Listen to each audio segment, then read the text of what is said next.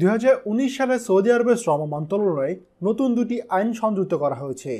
Saudi আরবের শ্রম মন্ত্রণালয় গত বছরের শেষ দিকে এক প্রজ্ঞাপনে জানিয়েছিল নতুন বছরের শ্রম আইনের ব্যাপক পরিবর্তনের কথা।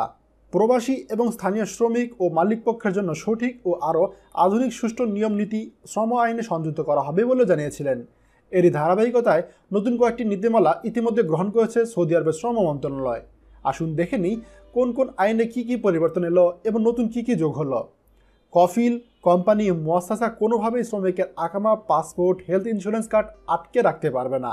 যদিও এই নিয়মটি 2015-তে শুরু করে কার্যকর করেছিল 2016 এর শেষ নাগাদ, কিন্তু সরকার নিষেধাজ্ঞা সত্ত্বেও অনেক কোম্পানি, কফিল কিংবা মুয়াসসাসার মালিকগণ এখনও উম্মাল্লাদের পাসপোর্ট, হেলথ কার্ড নিজেদের কাছে রেখে দেন।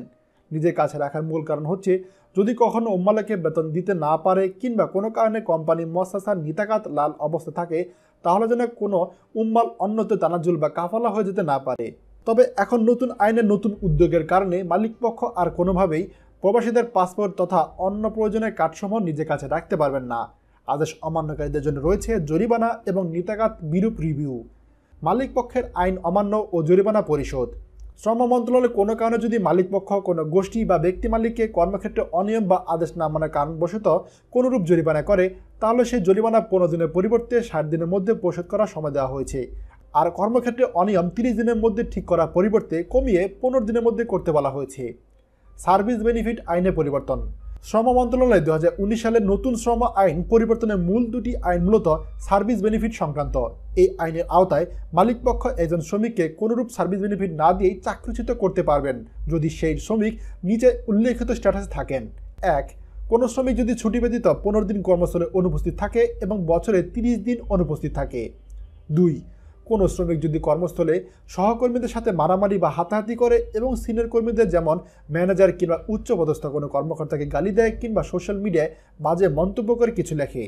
পরিশেষে প্রিয় প্রবাসী ভাইগণ, চাকরির মেয়াদ শেষে অন্যত্র তানাজুল কিংবা দেশে চলে যাওয়ার আগে সার্ভিস বেনিফিটের টাকাটা অনেক গুরুত্বপূর্ণ।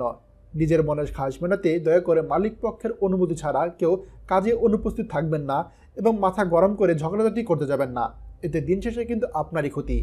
প্রত্যেক প্রবাসী যারা সৌদি আরবে এতদিন চাকরি করেছেন তারা কিন্তু চাকরি শেষে সার্ভিস বেনিফিট পান।